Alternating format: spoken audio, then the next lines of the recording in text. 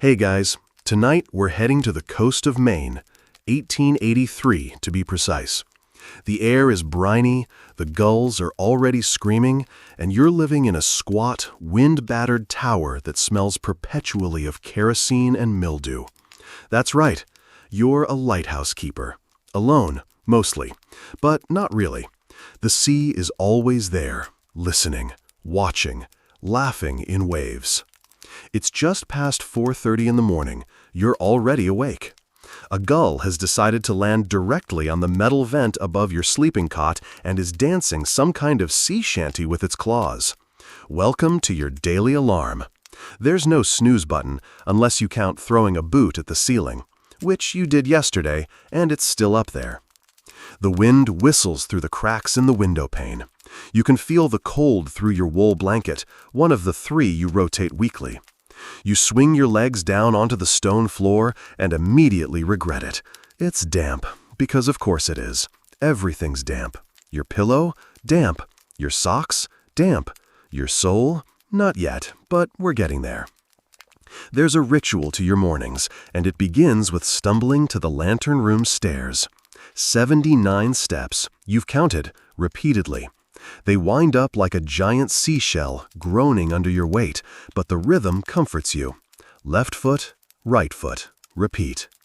By the time you reach the top, the air has changed. It always does. Up here, the ocean feels closer, like it might push right through the glass and take you home. The view?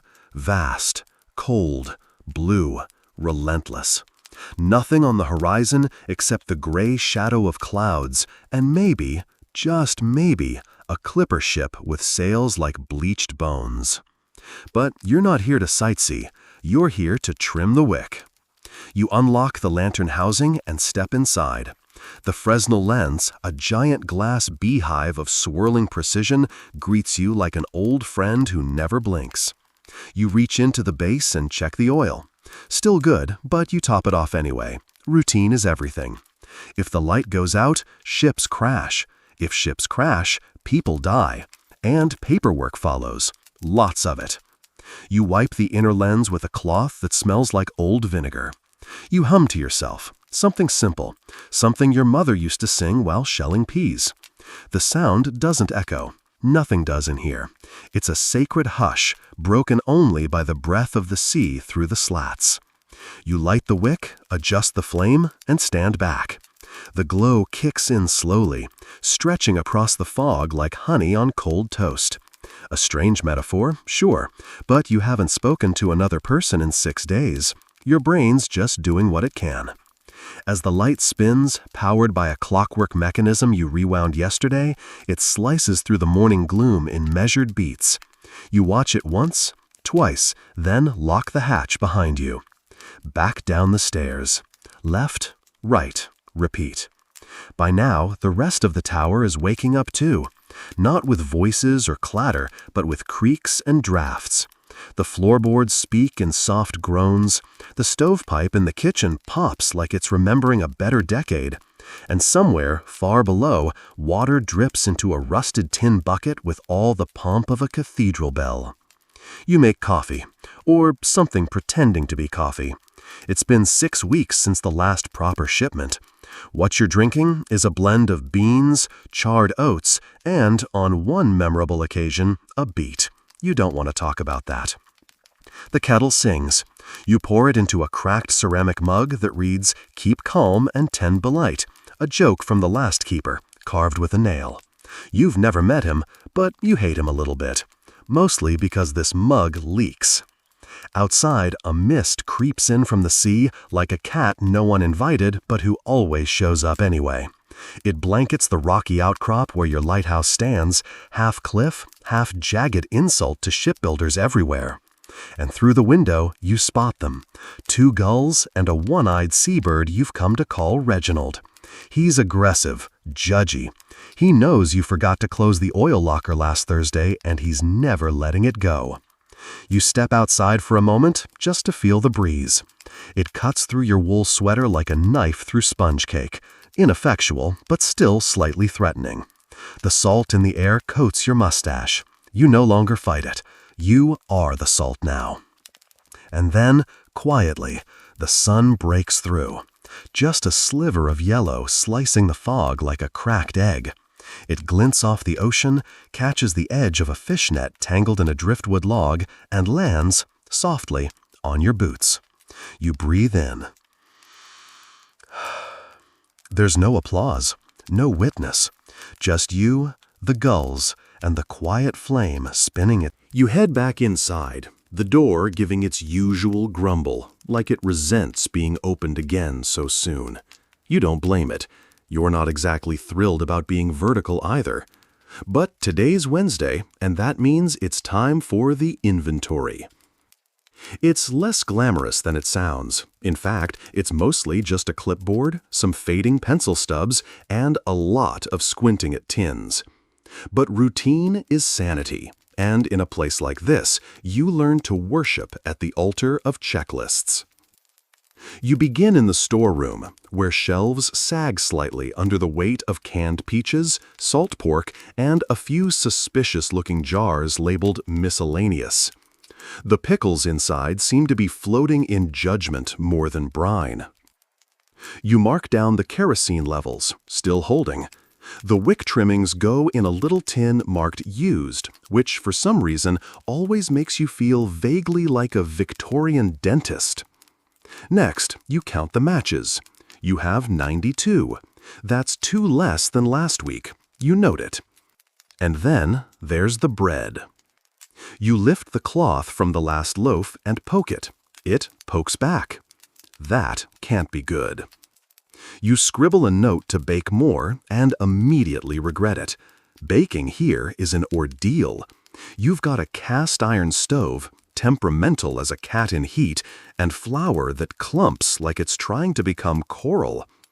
But the ritual matters. You'll do it anyway, probably on Friday. Now it's time for weather tracking. You step out again, coat on, scarf wrapped, hat jammed down to your eyebrows, and open the little wooden cabinet nailed to the eastern side of the tower. Inside, a barometer ticks away in dignified silence. A hygrometer hangs like it's at half-mast, and the thermometer has frozen. Again. You mutter something not quite PG-13 under your breath and record the numbers. They're all probably wrong, but the report must be filed. You send your logs by carrier pigeon. Or you would if the last one hadn't flown directly into the Fresnel lens during a thunderstorm. His name was Horace. May he rest. The government hasn't sent a replacement yet.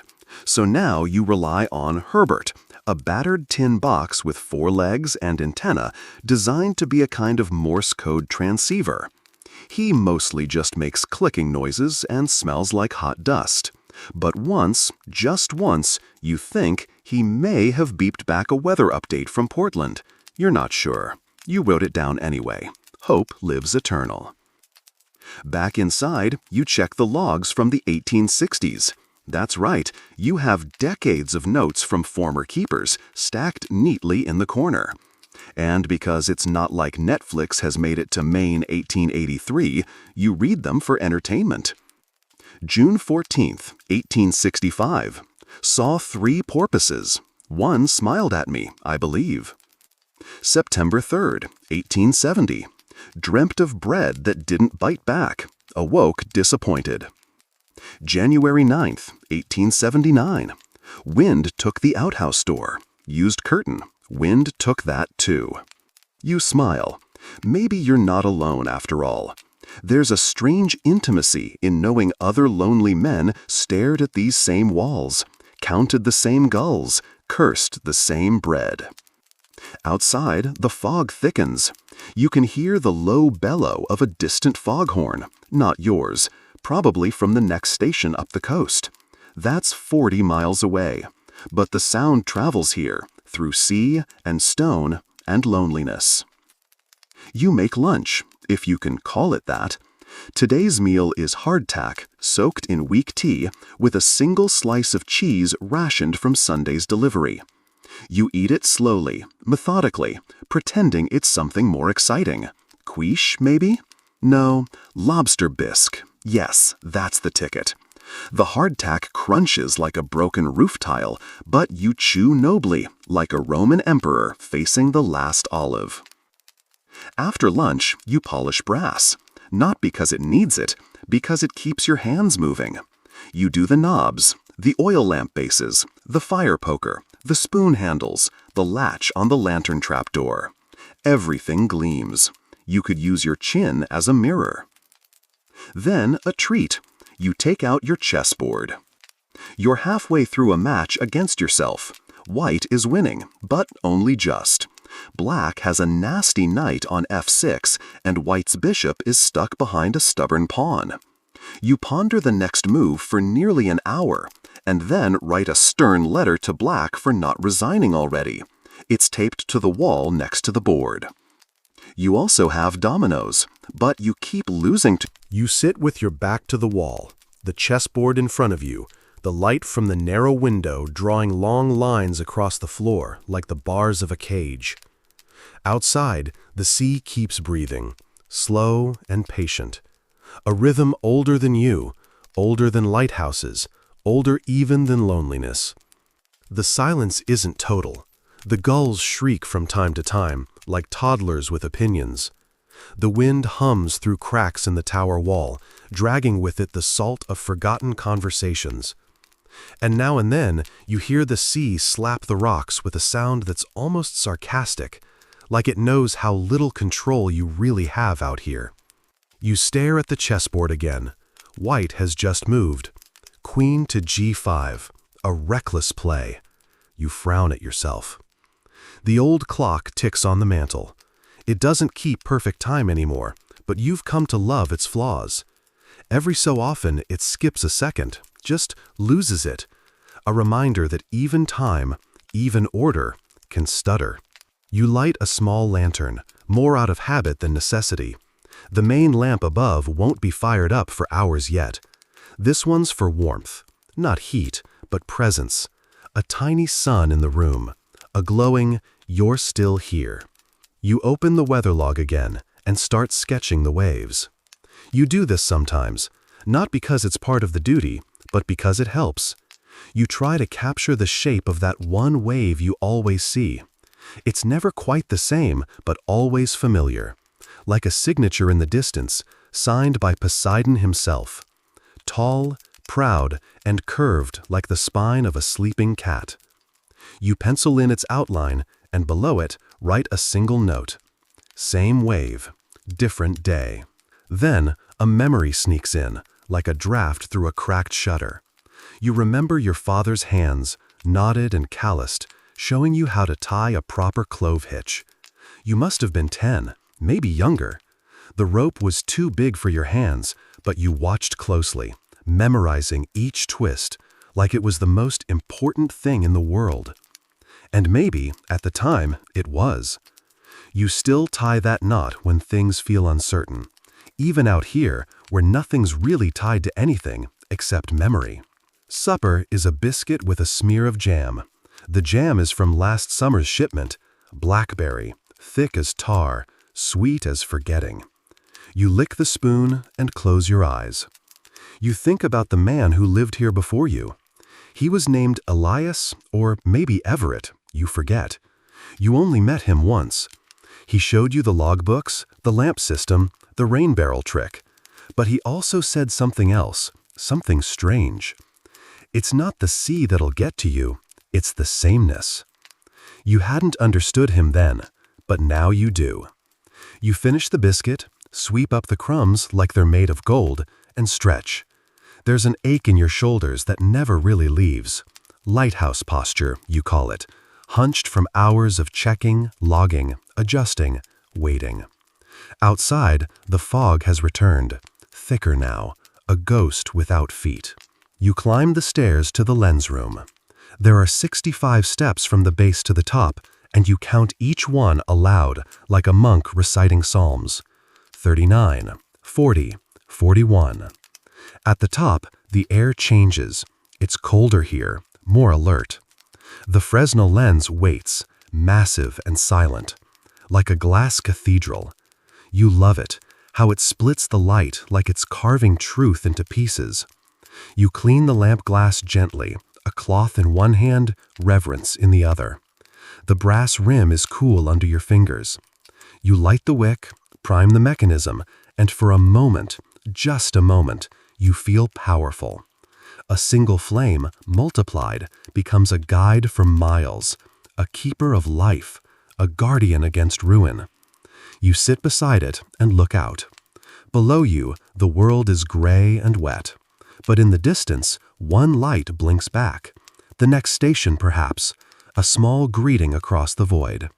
You blink once, slowly, and whisper into the air, "Good night, friend." The lamp hums to life. The sea murmurs its eternal lullaby. And in this cold, damp tower at the edge of America's quietest state, you settle in for another night of being no one and somehow everything. You wake to the sound of nothing, and that in itself is strange. Usually, it's the screech of gulls or the thunk of the tower settling into its own bones that nudges you from sleep. But today, it's the lack of interruption. A smooth, eerie hush, like someone has laid a thick wool blanket over the world. You sit up on the narrow cot, rub the sleep from your eyes, and glance toward the window. Nothing. Just a white wall of fog pressed tight against the glass. It's so dense you could convince yourself the world outside has vanished.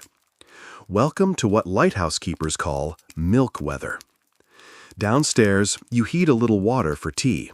The kettle sings quietly, off-key, of course, as if it too has grown used to imperfection. You pour, sip, and wince. The tea tastes like iron and ghosts. Old leaves, older tin. You drink it anyway. While the lamp above continues its slow mechanical rotation, you start your daily routine, logging the visibility, none, barometric pressure, low, wind direction, irrelevant, and sea state, hidden by fog, but likely calm. You write it all down in neat cursive in the weather journal. Then, underneath, you add, milk weather again, like the world forgot to wake up. You put the journal away. That's when you spot it, something tucked behind a beam on the bookshelf, a small leather-bound book you don't remember placing there. Curious, you pull it free. It's a journal, older than your own, filled with small, careful handwriting. The previous keeper's log, not the official one. This one's personal. You flip it open to a random page. March 18, 1879.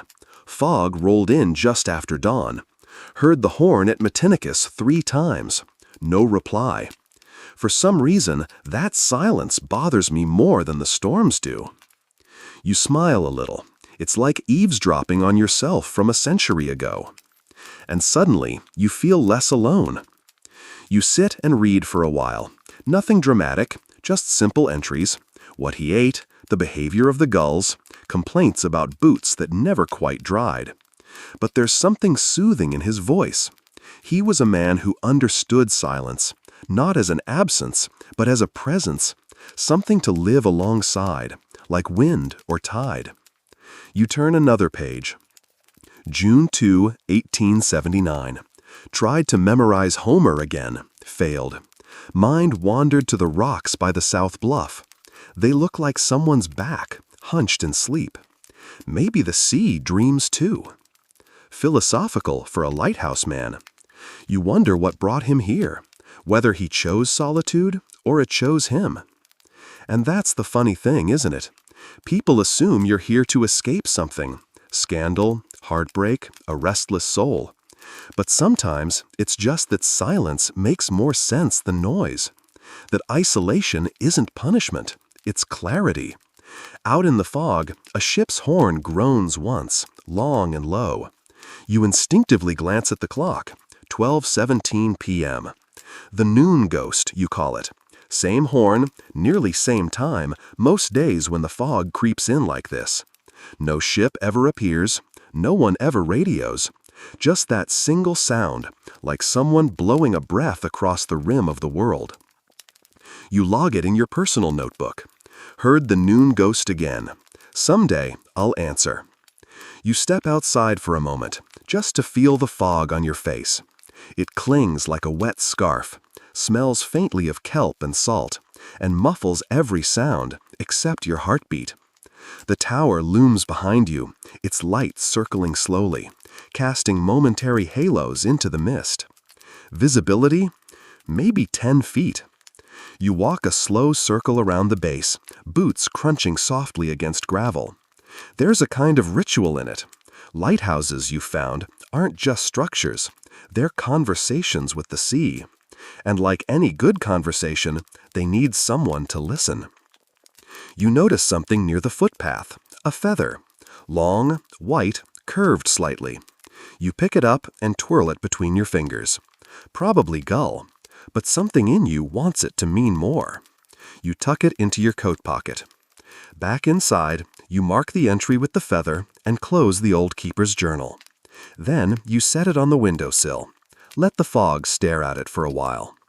That night, you go to bed early, not because you're tired, but because the fog makes time feel syrupy. It slows everything down, as if your body's clock is syncing with something older and less concerned with hours. You lie awake for a while, eyes tracing the pattern of the ceiling planks. The sea is still out there. The fog lingers longer than expected. By now, you've grown almost fond of it. It's like a quiet guest who overstays their welcome but tidies up after themselves and speaks in whispers. You've seen the sun only once this week, and even then, just as a pale smear behind gauze. This morning, you're trying something new, memory exercises. Not for any particular reason, just a growing awareness that your mind, much like the stairs in the tower, creaks more than it used to. You remember hearing once that lighthouse keepers used to memorize poetry or practice Latin to keep their brains sharp. Something to do with the monotony of days and the risk of letting the mind rust in place. So you sit by the kitchen window, tea in hand, and try to recall the full list of Roman emperors, because why not? You get to Hadrian and then stall. There's someone with a beard and a sad reputation next, but their name floats just out of reach. You write Hadrian on a scrap of paper and underline it twice. The truth is, memory feels more like a visitor these days, sometimes eager, sometimes late. Often it arrives in a scent, salt air with a hint of fish, and suddenly you're 10 years old on a dock with your father, baiting a hook. Or in a taste, the metallic tinge of well water conjuring a boarding house in New Hampshire, 1877, where you stayed one summer because you thought you were in love. Historians still debate whether long-term isolation strengthens memory or weakens it. Some argue the brain compensates for lack of stimuli by storing more vivid internal narratives.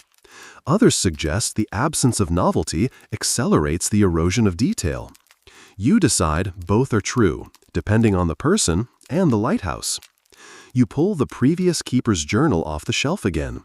Today's entry, June 3, 1879, reads, "Tried to recite Ode to the West Wind. Got halfway. Forgot the rest. Blamed the gulls." You chuckle. Maybe the gulls really are to blame. You take a walk along the cliffside, notebook in pocket. The path is mostly moss-covered stone, slick in patches, soft in others. Each step is a cautious negotiation with gravity. The fog has finally loosened its grip a little, revealing the craggy shoreline below. There's something meditative about this repetition. Same walk, same weathered boots, same sea. Yet each time you notice something new. A broken shell with pearlescent shimmer. The way the light filters through the mist in shafts that look almost holy. You make a note. Routine doesn't kill curiosity. It amplifies it, like echoes in an empty house. Later, you sit with your back against the warm side of the tower, scribbling furiously.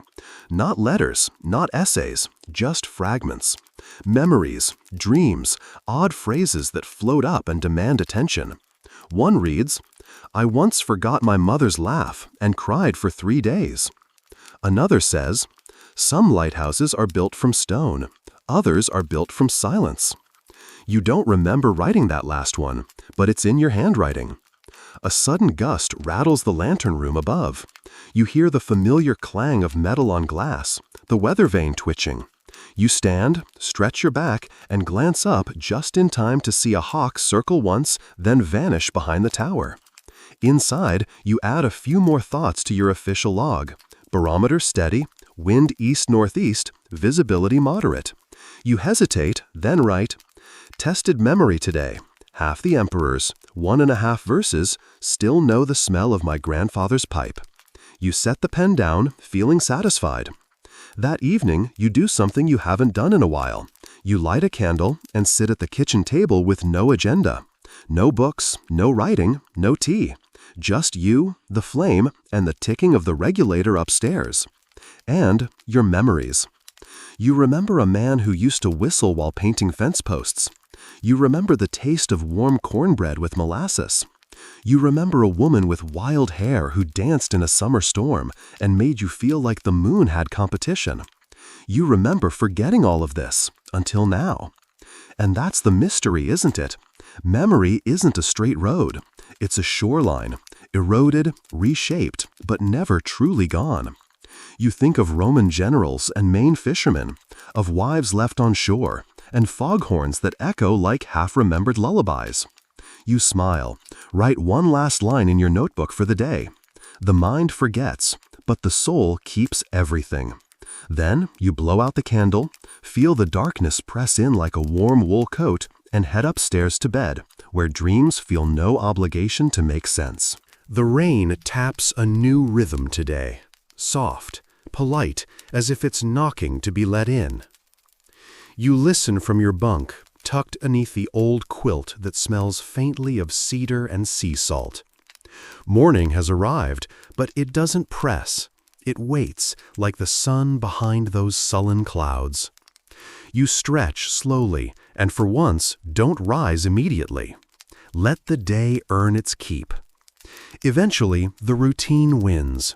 You swing your feet to the cold floor, fumble for the wool socks with the hold in the toe, and shuffle toward the stove. Water, kettle, matches, flame. There is a comfort in this repetition, like muscle memory of the soul. As the kettle hums, you glance out the window. The sea is calm, strangely so. A slick gray mirror, marred only by the occasional ripple from a diving cormorant. The lighthouse stands above it all, steadfast and aloof. And you, its only witness. This is the hour when your thoughts wander. You think about age, not as a number, but as a season. The Romans, you remember, had great reverence for their elders. Wisdom wasn't just respected, it was expected.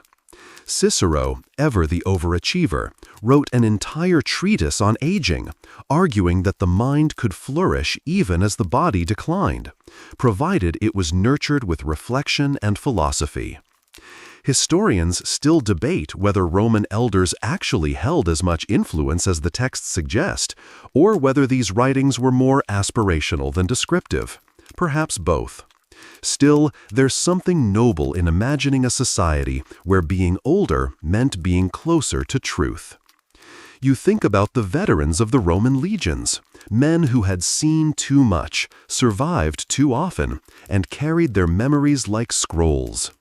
Many retired to peaceful lives, given plots of land in distant provinces. Yet even then, their minds remained disciplined.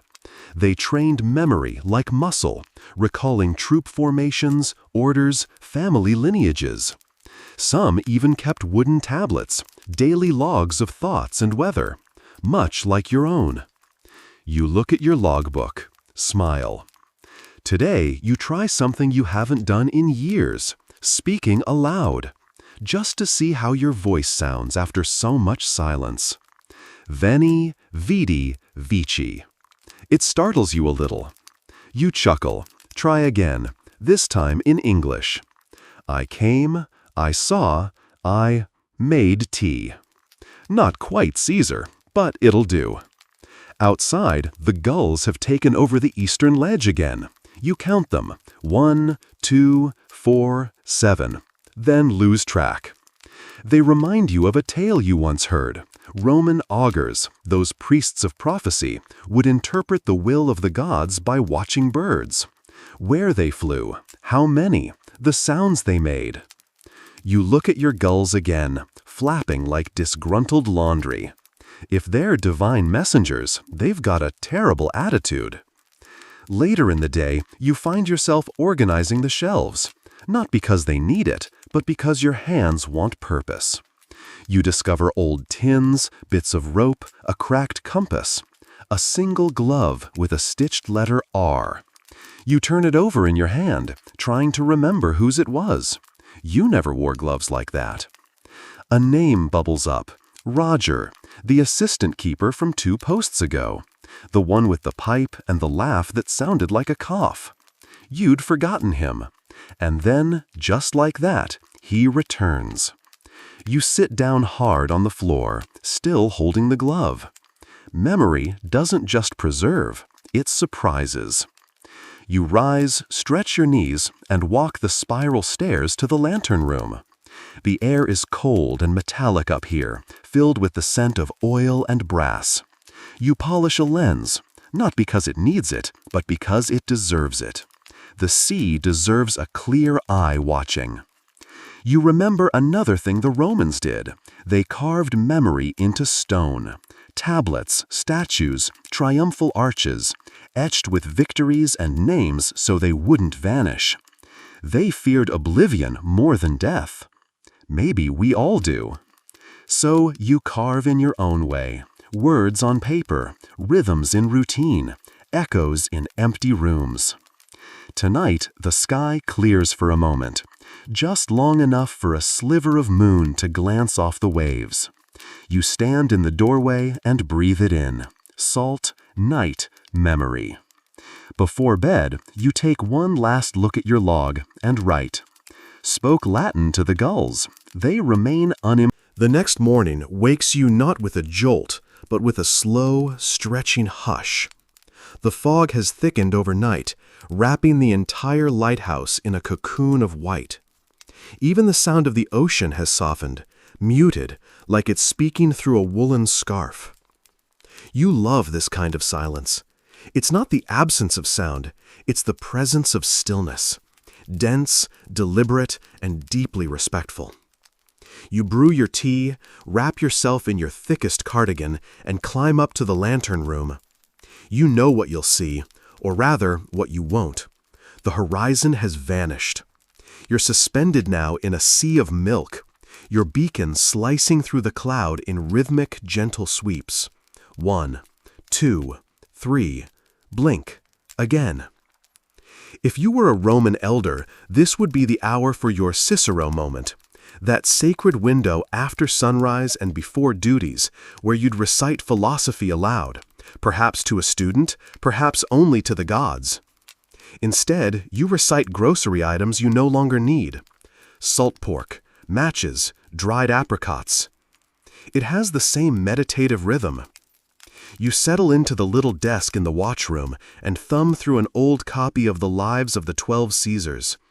Pages worn like river stones, notes in the margins, your own, written years ago, maybe decades. You once scribbled next to the description of Emperor Claudius, surprisingly sharp, despite the limp and the drool. You laugh softly. Classic you. Claudius, you recall, was considered unfit for leadership because of his disabilities, until he outlasted his conniving relatives and proved surprisingly capable. Historians still argue whether he was cunning from the start or merely lucky. Either way, his memory endures. And memory, you've come to believe, is the real currency of time. You pause and look out into the fog again.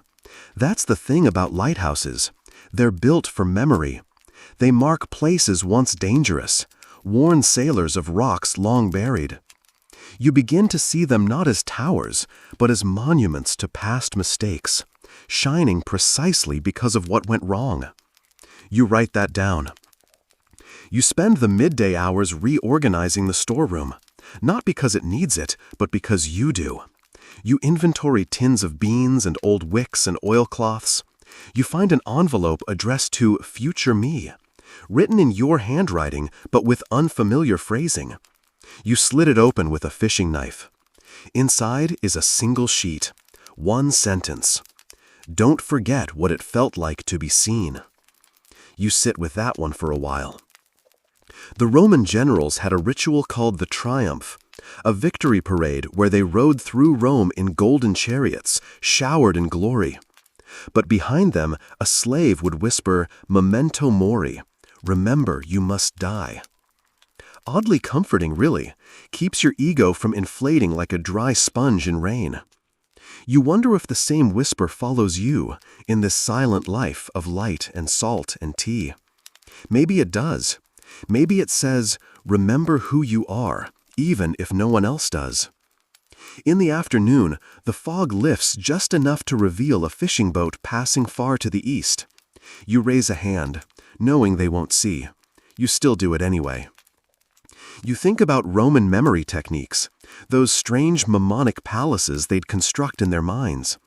You visualize walking through a grand villa, each room containing a memory. The hallway where you met your first mentor, the garden where someone once laughed so hard they dropped a teacup, the room with the glove, Roger's glove. Even now, you find the structure sturdy, even if the villa itself never existed. You hum an old folk tune while patching a worn section of the floor mat. The notes hang in the air like sleepy moths. Music, too, is a memory, one without language. It just is. At dinner, you eat in silence, stew and hard bread. You pretend it's a Roman meal, lentils, olives, maybe a sip of watered-down wine. You raise your cup to the shadows on the wall. "Hail, ghosts of the Adriatic," you say. They don't respond, which is probably for the best. Before sleep, you oil the hinges on the lantern trapdoor. You pat the great light's glass like it's an old friend. And maybe it is. It has seen more than you, outlived you, outshined you. You write in your log, "Fog like silence made solid. Found a letter to myself. Still haven't forgotten." You close the book and blow out the lamp. The darkness presses in, velvet and vast. You smile. You are, for now, precisely where you are meant to be. The rain arrives softly overnight, just a whisper at first, then a steady percussion tapping the slate roof above your head. You wake before dawn, not from noise, but from the subtle change in the air. Dampness curls around the edges of your quilt like an old dog settling in beside you. You lie there for a while, staring up at the dark wooden beams, listening to the slow rhythm of the water. There's a comfort in this kind of weather. No pressure to be productive, no visitors to prepare for. Just rain and the rituals of keeping the lighthouse alive. You shuffle into your boots and oilskin jacket. They creak familiarly, leather softened by salt and thyme. Breakfast is oatmeal again, but today you throw in the last of the raisins, a quiet rebellion against monotony. The wind has shifted. You notice it when you step outside to check the integrity of the storm shutters. It smells different, more inland, like moss and riverbanks. You think, fleetingly, of Rome again, the city, not the empire. Cobblestones glistening after rain, the muffled sound of sandals in narrow alleys. Seneca, perhaps, walking alone and musing about fate and fortitude. The Stoics, you recall, believed in control, but only of what resided within. The lighthouse suits that philosophy well. You can't command the sea or the storms, only your own small flame against them. You recall a bit of Roman trivia. Did you know they used to write down dreams on little wax tablets and interpret them like coded letters from the divine? You wonder what the gods would make of yours lately. Fog, buttons, a room that leads back into itself. Historians still debate whether the Romans truly believed in divine dreams or merely used them as political theater. Either way, it was the act of writing it down that seemed to matter most. You find yourself doing the same, not just in the logbook, but on scraps of paper tucked into odd places, behind books, in the seams of your jacket, even once in a matchbox. Little phrases like breadcrumbs, proof that you were here. You walk the circumference of the lighthouse again, a habit now, like the monks who used to circle their cloisters in meditative loops. You inspect the seams of the windows, tighten the bolts on the railing, feel for softness in the boards of the east-facing wall. At mid-morning, you take out the telescope, not because you expect to see anything, but because the act of looking is itself meaningful. You peer into the vastness, noting the waves, a lone gull, a drifting branch. There's something satisfying in observing things that expect nothing from you. And then, there it is, a seal. Lounging on a rock exposed by the low tide, staring directly at you as though you were an oddity on display. You squint, he squints back. There is a stillness in the moment, a mutual recognition between two creatures who prefer silence and damp stone. You raise your hand in a slow wave. The seal, predictably, does not respond. You smile anyway. You think about memory again, not yours, but collective memory, the kind passed down in habits, in routines, in the stories we tell around hearths and in dry libraries. The Romans preserved their wisdom in marble and scrolls, you in tea stains and lighthouse logs. There's a Latin phrase you once loved, memoriae sacrum, sacred to the memory. They'd inscribe it on tombs, but you've come to think of it in broader terms. Maybe every ordinary object you handle, the kettle, the lamp, even the cracked tile by the stairs, is a sacred vessel of memory. If not yours, then someone's. You patch a rain barrel in the afternoon, your fingers numb and clumsy from cold. As you work, you hum that same tune from yesterday. You change the tempo slightly, just to see if the ghosts notice. They don't. The radio crackles faintly around 4 p.m. You adjust the dials with the tenderness of someone tuning an old violin. You catch part of a weather report. Gale warning south of you, a mention of Nova Scotia. You scribble it in the margin of your log. Later, you read aloud from the worn copy of Marcus Aurelius's Meditations. His words float through the tower like old prayers. He writes, "You could leave life right now. Let that determine what you do and say and think." You nod. Stoics weren't known for their party planning, but they did have a way of cutting through the nonsense. You fall asleep to the sound of rain still ticking on the windows. You dream of the seal again. Only this time, he's wearing your cardigan and reading your logbook. When he sees you, he closes the book, shrugs, and says, "It's not bad." You wake up laughing. The rain lingers into the next morning, now more of a mist than a downpour, like the sky is gently sighing instead of weeping. You welcome the quiet saturation. Everything smells clean, like the world's been rinsed in cool salt water.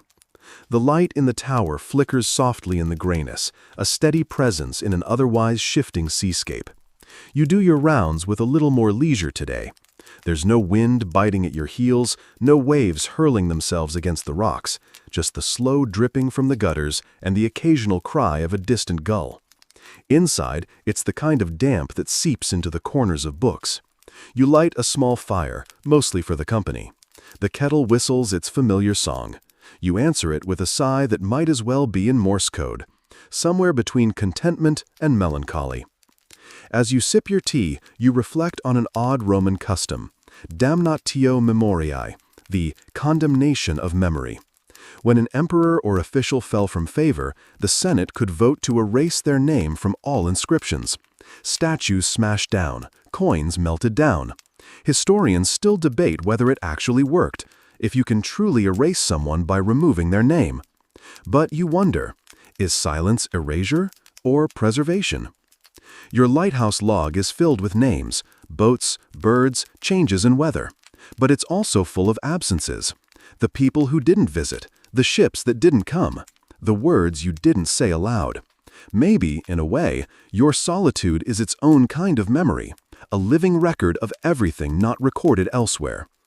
You thumb through your notes and find an old entry from 2 years ago, a gull with a broken wing you tried to help.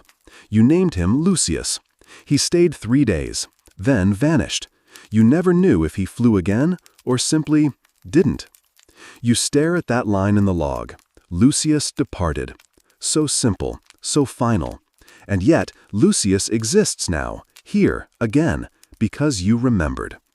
A soft thump above reminds you, it's time to clean the lens. You climb the tower steps slowly, feeling every creak and complaint in the wood. At the top, you unfasten the panels and begin the familiar ritual. Wipe, inspect, polish. You treat the glass with the same reverence a priest might give to stained glass windows. After all, this lens holds its own kind of gospel, one of light, warning, and hope. As you polish, you think of the Roman auctoritas, a kind of moral authority that wasn't about command, but about presence. Influence that came from how one lived, not shouted, not enforced, just earned, quietly, steadily, like a lighthouse. There's a knock at your mind's door, and memory answers. A joke someone once told you years ago. Why did the Roman philosopher cross the Rubicon? To remind you that overthinking is still an action. You smile despite yourself. Outside, the mist curls around the cliffs like a shawl. You stare at it from the tower's gallery. Somewhere far off, a foghorn bleats, another lighthouse keeper doing the same dance somewhere down the coast. You raise your cup toward the sound. To solitude, to duty, to all the quiet conversations we never have. You think again of how the Romans trained memory. They built palaces in their minds, literal memory palaces, with rooms assigned to objects, each symbolizing a thought or speech. Cicero allegedly kept entire speeches tucked behind imagined doors in imagined corridors. A candle here, a dagger there, a loaf of bread placed next to the name of a senator. You've tried it, sort of. Your version is messier, more like a memory shed than a palace, half filled with bird feathers, discarded phrases, dreams that smell like mildew. But it works. You remember things more clearly when they're attached to place, to color, to emotion. You place today's log on the shelf and look up, briefly startled by your own reflection in the window. You look older than you did last month. Or maybe you've just accepted the face more. Time does odd things when marked only by sunsets and fuel levels. Dinner is uneventful. Soup again. You drop in a few herbs from the potted plant on the windowsill. Basil, maybe? You're never entirely sure. You once labeled the pot, but rain smeared the ink and you haven't rewritten it. There's something pleasing about the mystery. You eat slowly. The fog grows heavier. A soundless curtain. You crack open your copy of Pliny the Elder's Natural History, the pages foxed and fragrant with sea air. You read a passage about the brain, that the Romans believed it cooled the blood. They thought too much heat in the body caused irrationality, hence the importance of keeping your head cool. You laugh a little, not far off from modern advice. You close the book, set down the candle, and pause. You whisper something into the dark, just in case Lucius is listening. The wind has returned. Not a gale, not yet, but a curious, restless sort of wind. It presses against the shutters with an uneven rhythm, like it's knocking politely and then deciding against coming in. You lie in bed and listen, arms folded behind your head, eyes fixed on the low ceiling above. Sleep comes differently here, sometimes not at all. Sometimes like a sudden tide that pulls you under mid-thought. But tonight, your thoughts linger. You think of Scipio Africanus, Rome's great general, defeater of Hannibal. In his later years, he retired, not with trumpets, but into silence, voluntary exile. Some said he was bitter. Others thought it was wisdom, knowing when the chorus of victory should fade into the hush of retreat. You feel kinship with him tonight. Your life isn't full of battles, at least not the kind with swords and elephants. But every day brings small confrontations. Rust, rot, loneliness, time. The things no one meddles you for. You rise again, lighting the lamp with a grunt and a match. The flame flutters. So does something inside you. At the desk, you open a drawer and find the old bronze compass. It's a family piece, passed down, once your grandfather's. He sailed, but didn't speak of it much. You remember his hands more than his stories, gnarled like old wood, smelled like salt and pipe smoke. You turn the compass slowly in your palm. The needle, steady as ever, points north.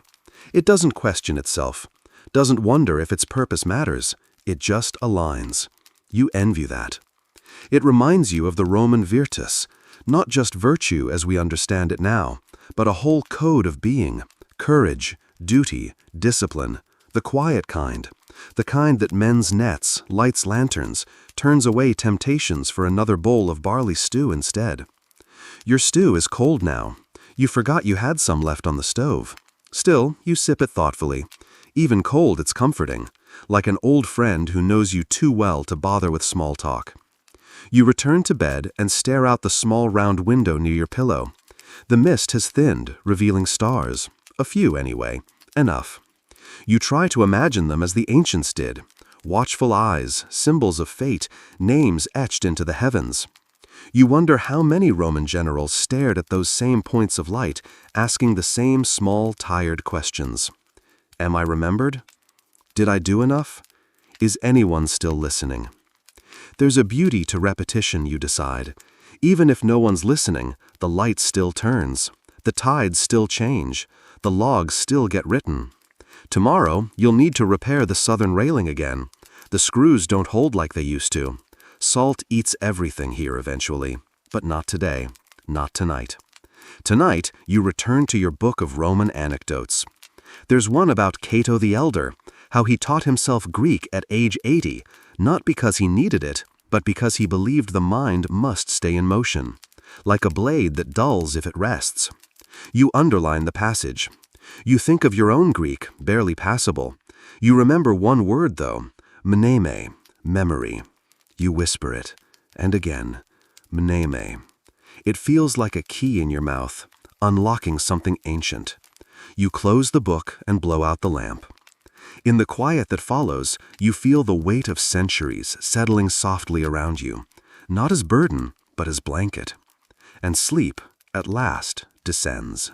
Morning comes like it always does here, without ceremony, without music. Just the stubborn glow of pale light pressing its way through the slats and curtains, illuminating dust motes and half-finished thoughts. You stir slowly. The room is chilly and your joints complain, but it's not unpleasant. Pain is familiar, predictable. You swing your legs over the side of the bed and place your feet on the creaky wooden floor. Another day begins, not with drums, but with socks. Downstairs, the kettle is waiting, just like you left it.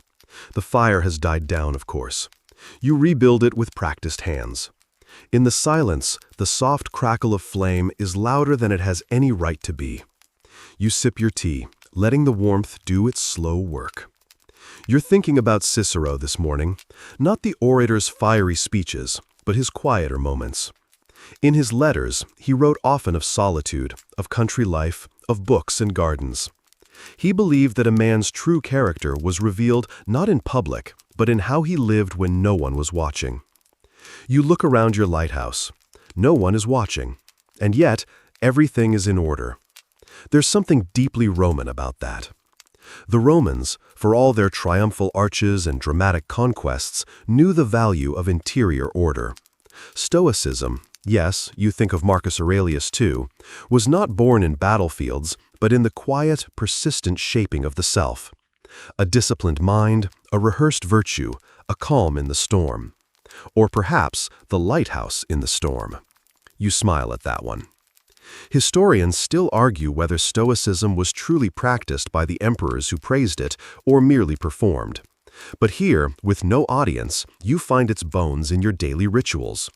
There's no applause for cleaning the lenses or scraping barnacles from the lower stairs, but you do it anyway. After breakfast, you head outside. The air tastes of brine and gull feather. You check the tower's ropes, then the supply chest. Everything is exactly where it should be. You glance up at the lantern room. Its glass is still a bit smudged from the last storm. Later, you'll polish it. But for now, you return to the keeper's journal and scribble a few notes. Wind from the northeast. Visibility fair. A cargo vessel passed just before dawn, painted green and white, moving slow. You pause. Dreamed of Roman gardens, stone benches, laurel trees, Cicero reading under the shade.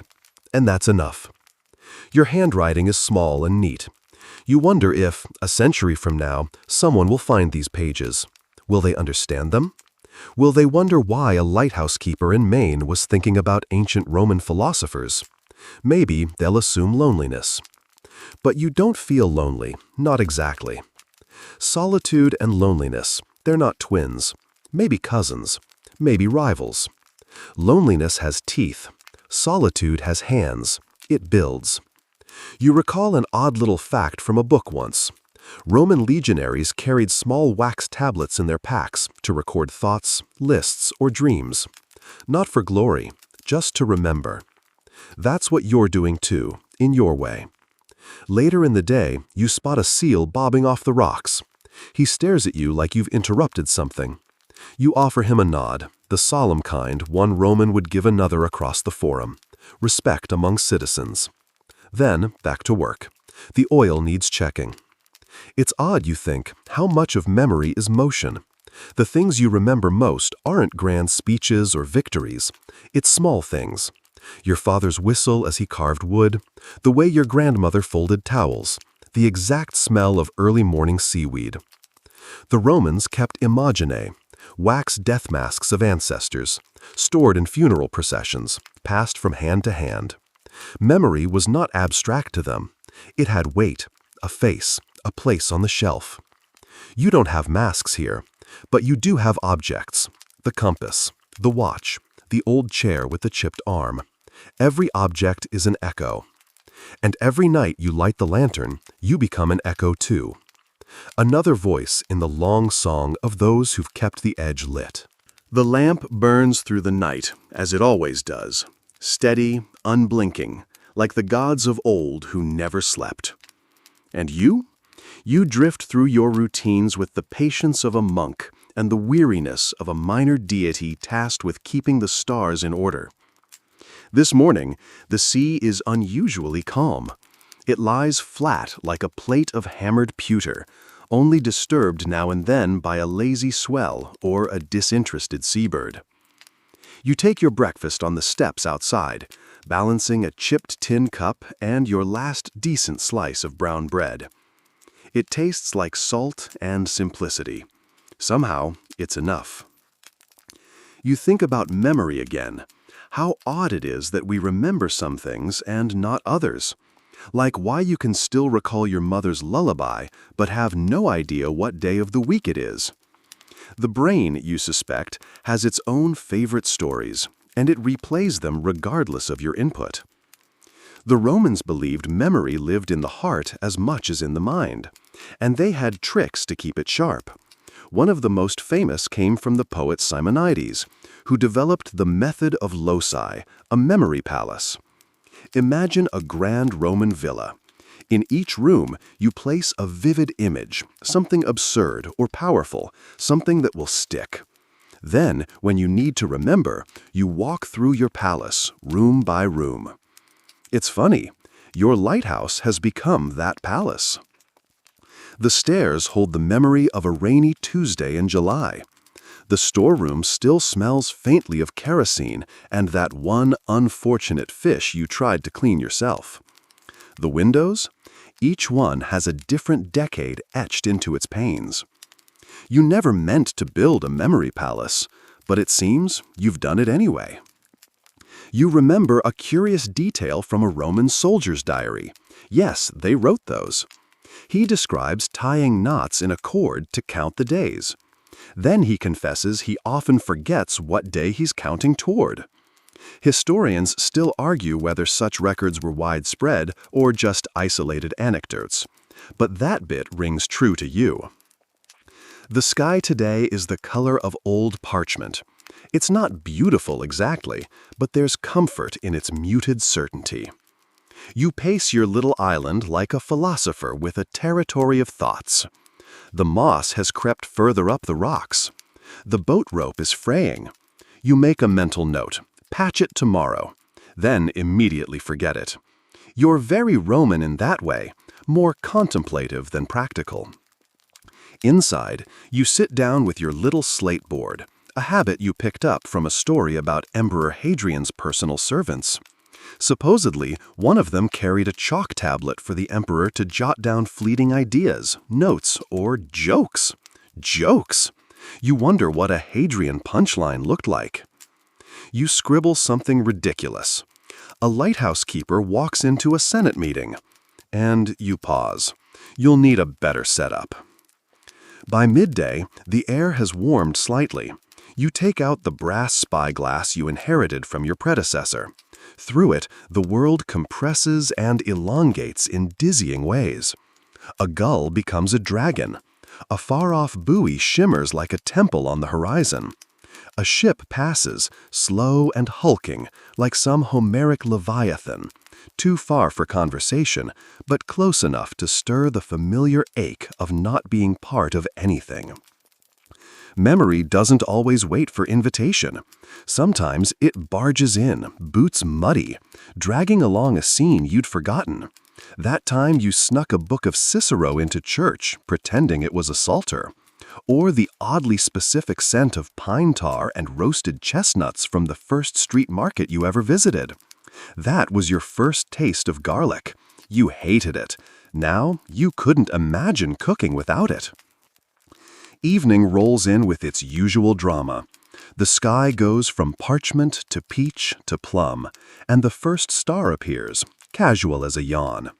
You light the lamp, not for glory, not even really for safety anymore, but because that's what you do.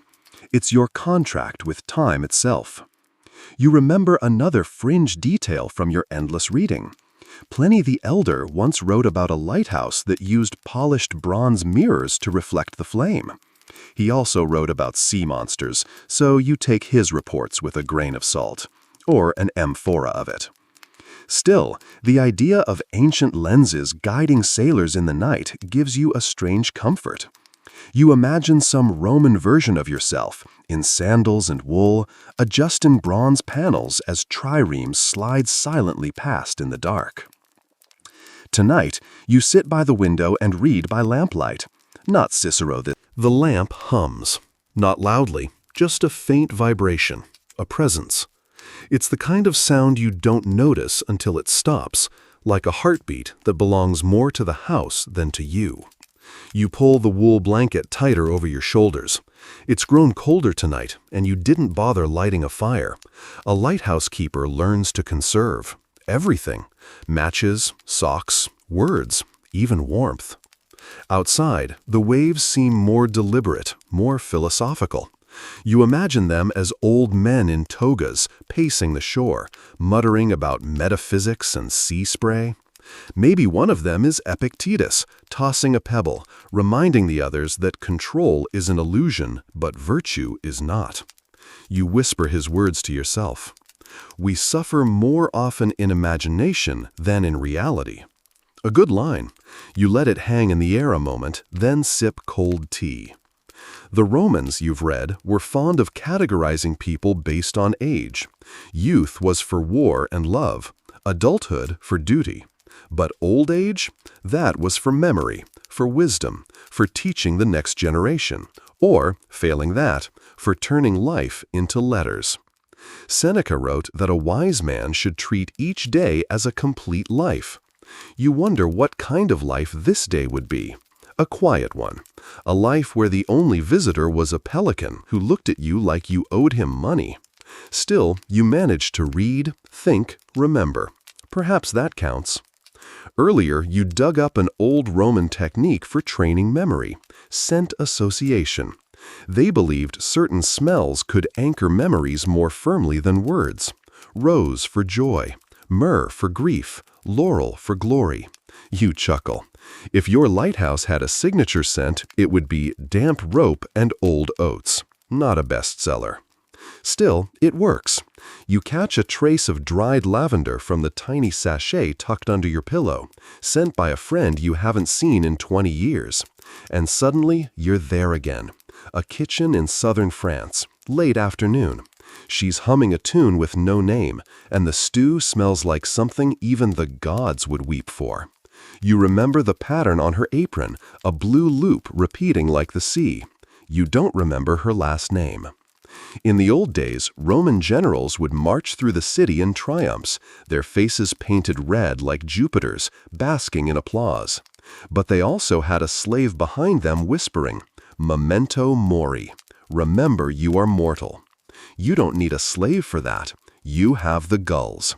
They screech it every morning. And yet, for all their fascination with death, the Romans weren't morbid. They just believed life was more precious when seen against the backdrop of impermanence. It's a philosophy that fits well in a place like this, where erosion is faster than politics and the tides are more reliable than any calendar. You step outside again, just for a moment. The sky is thick with stars, and you suddenly feel like you're at the bottom of a colander. Light leaks through in scattered points, and the vastness humbles you in a way no emperor ever could. You close your eyes, breathe in the salt, and let the night press against your thoughts like a cool cloth on a fevered brow. Back inside, you write a few more lines in your logbook, not official things, just fragments. Saw a ship, too far to name. Dreamt of my uncle's orchard. Memory is a garden with missing gates. Then you pause, add one more. The sea is the only historian who never forgets.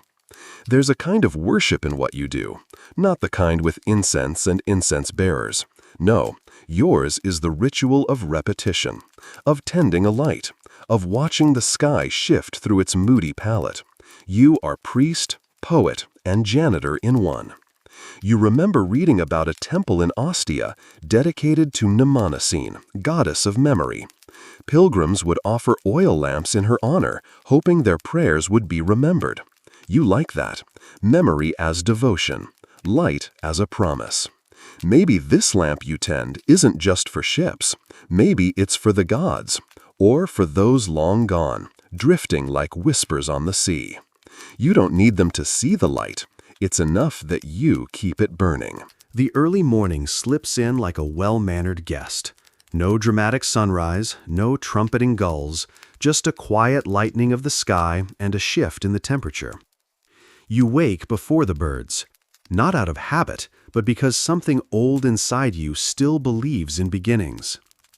Today feels like a day for remembering, not reminiscing exactly, but sorting, sifting through the attic of your mind and dusting off what still matters.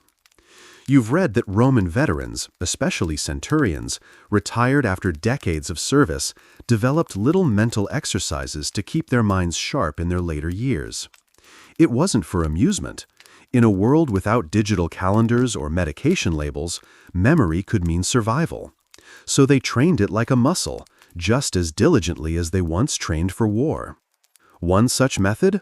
The Memory Palace. You imagine walking through your lighthouse, each room filled not with furniture, but with objects meant to cue a story. A sandal on the steps, a scroll in the cupboard, a wooden gladius balancing on the windowsill. This is how the Romans stored speeches, laws, treaties, each idea mapped to a physical spot in a well-known space. It's a bit like hiding stories inside your own mind. You play along. The kettle becomes Cicero's voice, the salt shaker a battle standard, the chipped mug a senator who fell asleep during debate. A few items still confuse you, but then again, memory is supposed to be a little chaotic. It's not a filing cabinet, it's a garden, wild, fragrant, full of thorns. As you tidy the logbooks, some going back decades, you note a curious pattern. The older entries are written in tighter handwriting. Not because you were younger, necessarily, but because you once believed someone would read them. Maybe a historian. Maybe a lonely teenager 100 years from now who finds solace in the daily observations of a lighthouse keeper from the 1880s. Or maybe just you, years later, trying to remember how it felt to be human. Roman historians were obsessed with legacy. Livy wrote not only to inform, but to preserve. He once said the point of history was to encourage the living to emulate noble deeds. You smile. You're not sure if feeding a catfish every morning counts as noble, but it's regular, and in this world, regular might be the rarest form of heroism. Speaking of regularity, there's the foghorn again. Its long, melancholy bellow is less an alarm and more a lullaby. To newcomers, the sound is eerie, but to you, it's as familiar as your own heartbeat. You count the seconds between calls like an old monk with prayer beads. Later, you clean the Fresnel lens with a soft cloth. Each curve, each groove, hand-ground glass made to bend light like magic. It's hard to explain to outsiders how a simple pattern of prisms can carry a beam 20 miles out to sea. Harder still to explain how something so bright can come from something so small. The Romans would have admired it. They built aqueducts that defied gravity, roads that outlasted kingdoms, and bathhouses with steam-heated floors. But they never quite mastered light. Fire, yes. Torches, oil, but not this. A lens that can whisper safety across waves. You pause, cloth in hand, and imagine a Roman lighthouse keeper, perhaps in Alexandria, the great Pharos towering above the sea. Would he, too, climb spiral stairs each morning? Would he carry oil with the same careful steps? Would he whisper to the flame?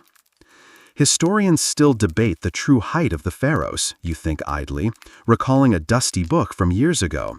Some say 100 meters, others 140. It doesn't matter. It's gone now. Like most things. But the idea survives. Light for those who cannot see. You write that down. Memory is the persistence of the idea after the form has faded. You suspect Seneca would approve. A breeze sneaks in from under the door.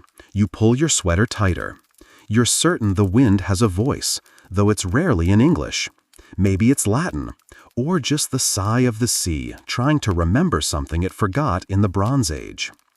Sometimes you think you're turning into a Roman yourself. Not the marble bust kind, more like the quiet scholar who retired to the countryside to read scrolls and raise figs. You haven't got figs, but you've got time and stories.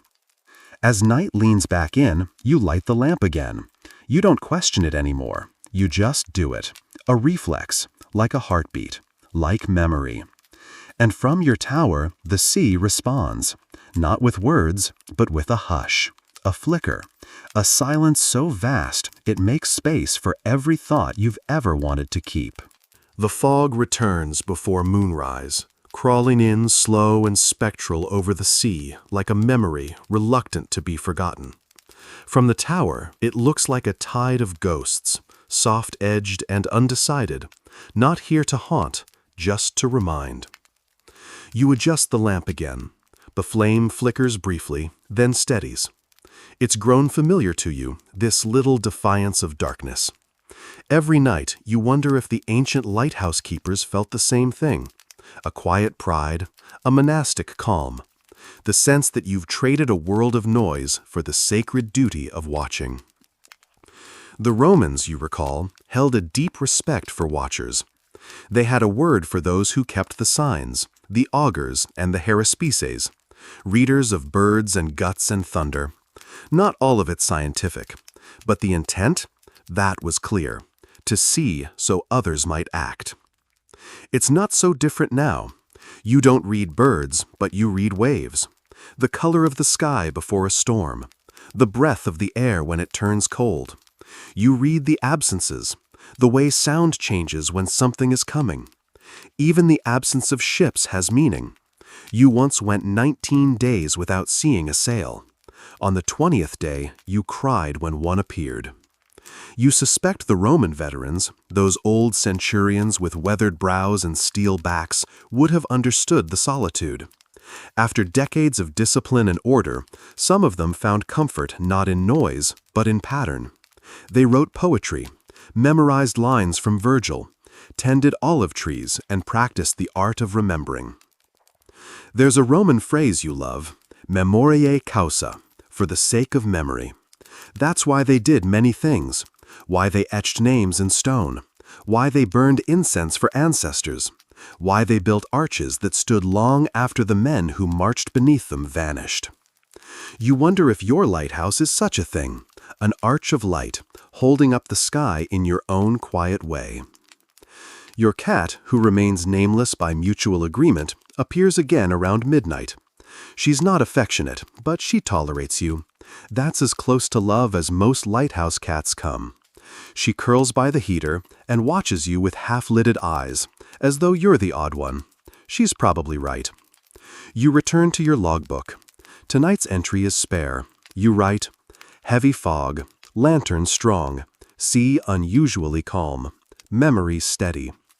Then you pause, pen poised, and you add, thinking of Rome again, of old minds in older bodies, of how remembering becomes its own kind of strength.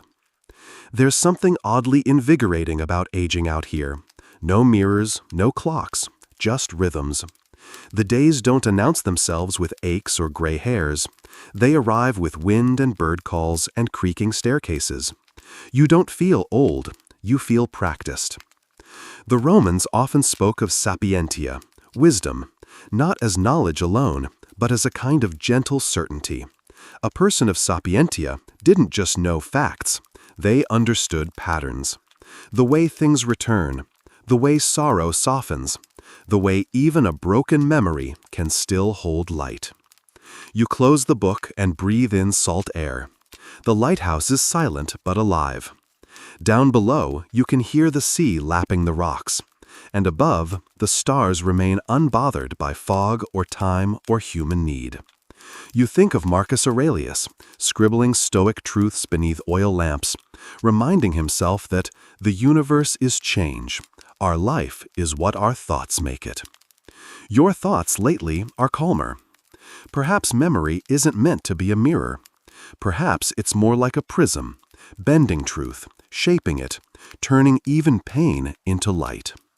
You tuck your coat around your shoulders and lean against the stone wall of the tower, feeling its history like a second spine. The wall doesn't speak, but it remembers. You think of one last Roman trick, repetition. To remember a phrase, they would chant it aloud, walk it into the corners of their rooms, sleep with it echoing in their heads. You whisper one to the fog. You are still here. You are still here. And the sea, patient as ever, whispers it back. The night has deepened now, and everything feels softer, as if the world itself is exhaling, easing down for rest.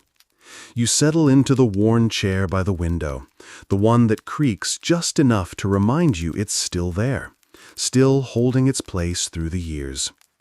Outside, the fog thickens, muffling distant sounds and blurring the edges of reality. It's the kind of quiet that wraps around you like a thick woolen blanket, familiar and strangely comforting. Your thoughts slow, following the gentle pulse of the sea. The lighthouse, a steadfast sentinel, stands against the dark, its light a steady heartbeat in the vast expanse. It feels like a metaphor for memory itself, sometimes flickering, sometimes strong, but always there, guiding you through the night. You remember the Roman elders and their ancient rituals to guard their minds. Repetition, meditation, the art of storytelling.